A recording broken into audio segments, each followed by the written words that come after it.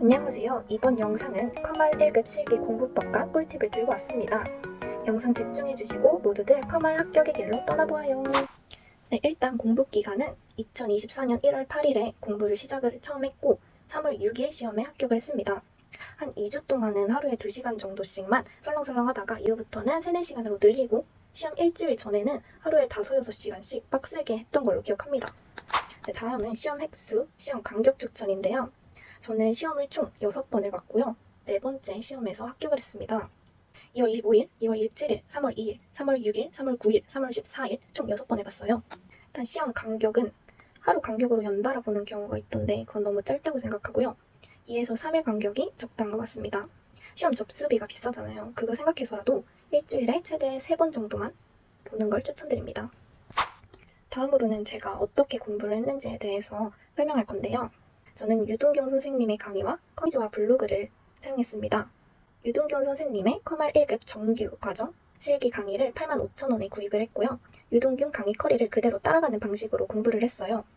유동균 강사님이 제시해준 계획표는 총 3주간의 과정인데요. 1주차는 엑셀의 기본기를 다지는 과정, 2주차는 SS의 기본기를 다지는 과정, 나머지 3주차는 실전 모의고사를 푸는 과정입니다. 이 계획을 3주 안에 달성을 하려면 하루에 5시간 정도는 투자를 해야 되는데 저는 게으름 이슈로 인해 한 5주 정도 걸렸던 것 같습니다.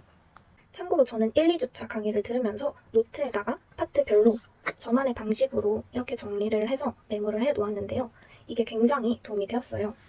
이게 지식을 머릿속에 넣어두는 것보다는 직접 정리해서 적어놓으면 나중에 헷갈릴 때 찾아볼 수도 있어서 좋은 것 같습니다. 특히 함수 파트가 제일 중요하잖아요. 그래서 A4 용지에 이런 식으로 함수들을 정리를 해놓고 여러 번 읽으면서 배웠습니다. 이렇게 총 3주 동안의 계획을 다 마치면 3주차에 풀었던 모의고사들을 여러 번 또 풀어보는 과정을 꼭 거쳐야 합니다. 저는 모의고사들 각각 2번씩 더 풀어보고 이 중에 어려웠던 거는 별표 표시를 한 다음에 별표 표시한 문제들 위주로 3, 4번씩은 또 풀어봤던 것 같아요. 자, 이렇게 유동균 강의를 다 들었는데도 아직 뭔가 불안하고 부족하다는 느낌이 들어서 커미즈와 가연쌤 블로그를 사용을 했습니다. 이게 진짜 좋은 게 2024년 시험에 나온 신유형의 문제들이 정리가 굉장히 잘 되어 있어요. 실제로 이 블로그에서 제가 직접 풀어봤던 문제들이 시험을 쳤을 때 나왔어서 신유형을 당황하지 않고 풀 수 있었던 기억이 납니다. 제 합격에 큰 기여를 해준 블로그예요. 강추! 자, 이제 엑셀과 액세스 공부 방법을 나누어서 알려드릴 건데요. 일단 엑셀 공부 방법 알려드릴게요. 엑셀은 1, 2, 3, 4단계로 나뉩니다. 1단계 기본 작업에서는 고급 필터, 조건부 서식, 보호 기능 및 페이지 설정이 나오는데 난이도가 굉장히 쉬운 편이므로 이 세 문제를 꼭 다 맞으셔야 돼요. 다음 2단계 계산 작업은 모두들 제일 어려워하는 함수 파트인데요. 가장 공부 시간도 많이 들고 난이도가 높은 편이에요. 그래도 이 중에서 가장 마지막 문제인 사용자 정의 함수는 그나마 쉽기 때문에 꼭꼭 풀으시길 바랍니다. 자주 출제되는 함수 if, and, or, mid, right, left, hlookup, vlookup, day 이 함수는 꼭 외우고 가시길 바랍니다. 3단계 분석 작업에는 차트랑 피벗 테이블이 있는데 얘네들은 매우 중요해요. 왜냐하면 무려 10점짜리이기 때문에 하나도 빠짐없이 제대로 수행을 해야 돼요. 저는 개인적으로 피벗 테이블이 굉장히 어려웠었는데요. 그래서 시험 보면서 가장 긴장되는 파트였답니다. 피벗 테이블 꼭 다 마스터하고 가시길 기원합니다. 다음 4단계 기타 작업에서는요.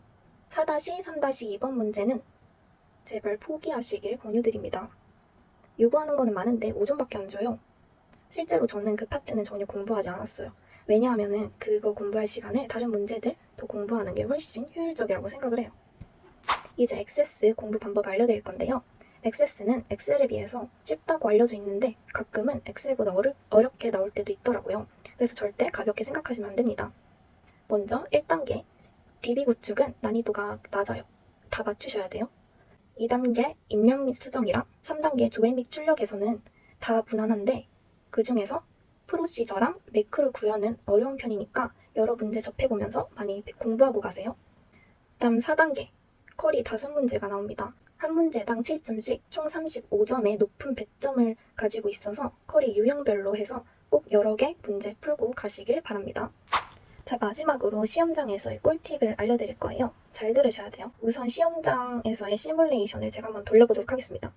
시험장 입구 벽에 자리 번호가 붙어 있을 텐데 그걸 확인하고 자리를 찾아서 앉으세요. 다음 신분증을 미리 준비를 해놓고 핸드폰은 전원을 꺼서 책상 위 보관함에 넣어줍니다. 그리고 귀마개도 있으면 좋아요. 귀마개를 차면 시험 볼 때 주변 소리가 다 차단이 되니까 굉장히 편했던 것 같아요.